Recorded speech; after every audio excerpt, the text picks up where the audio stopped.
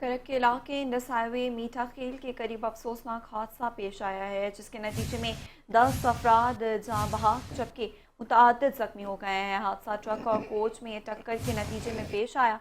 जख्मियों और लाशों को अस्पताल मुंतकिल कर दिया गया। इसी पर मजीद तफसीलात जान लेंगे नुमाइंदा 5 न्यूज़ वहीदुर रहमान से। जी वहीद, बताएगा।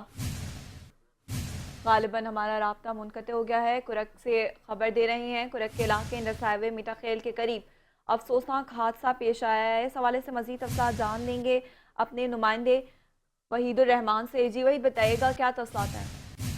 जी, ये तो तफसीलात है कि ये करक हाईवे पे मित्तकुंडा एक इलाका है करक के करीब।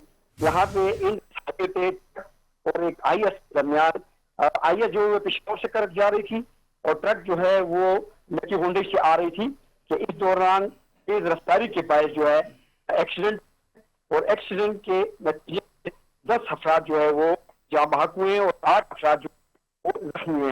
अभी तक जो इतलात है जो 8 को मकामी अस्पताल करक हेडक्वार्टर पहुंचा दिया गया है, जहां पे 5 जख्मियों की हालत जो है वो इंतहाई तशवीशनाक बताई जा रही है। इब्तदाई जो मालूमात है, जो 10 अफराद हलाक हुए हैं इनमें खवातीन और बच्चे भी शामिल हैं।